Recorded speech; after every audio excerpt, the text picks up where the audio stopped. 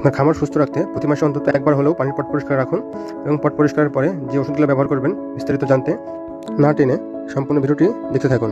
Hello বন্ধুরা, আপনারা যে যেখান থেকে আজকে আমার ভিডিও দেখছেন সবার প্রতি রইল আমার আন্তরিক শুভেচ্ছা ও অনেক অনেক ভালোবাসা। তো বন্ধুরা, আপনারা হয়তো বুঝেই গেছেন যে আজকে আমি কী করব। তো লেয়ার খামারের জন্য পানির পট পরিষ্কার রাখাটা খুবই জরুরি। আপনার মুরগিকে সুস্থ রাখতে হলে প্রতি মাসে 2 বার, না পারলেও প্রতি মাসে অন্তত একবার হলেও আপনাকে পানির পাত্র এবং খাবারের পটগুলো ঘষে ঘষে পরিষ্কার করতে হবে। তো পরিষ্কার করার জন্য আপনাকে প্রয়োজন হবে একটি ঝামা, যা আপনি যে কোনো দোকানে কিনতে পাবেন। তো ওই ঝামা দিয়ে খুব সুন্দরভাবে ঘষে ঘষে এই পানির পটগুলো পরিষ্কার করতে হবে, যেন ওটা কোনো আয়রন কোনো জাতীয় ময়লা না লেগে থাকে। আর এই ঘষার সময় এই মুরগিগুলো আপনার অনেক ময়লা পানিগুলো খেয়ে ফেলবে।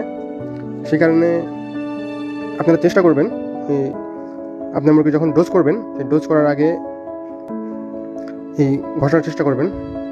আপনার যখন ঠান্ডা সালমোনেলা বা মাইক্রোপ্লাজমা যখন ডোজ করবেন ঠিক তার আগ মুহূর্তে 2-1 দিন আগেই আপনারা এই পাত্রগুলো পরিষ্কার করে রাখবেন। এতে করে আপনার মুরগির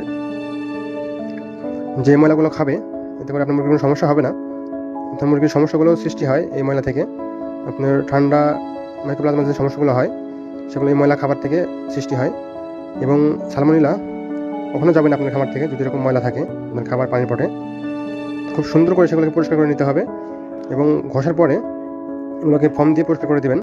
তো পরিষ্কার করার পরে আপনারা যদি ডোজ না করান, তো ডোজ না করার ক্ষেত্রে আপনারা কিছু ওষুধ প্রয়োগ করতে পারেন, যেগুলো ময়লা খেলে আপনার মুরগির সমস্যা হবে না। তার মধ্যে প্রথমে ইউজ করতে পারেন হেমকো পিএইচ।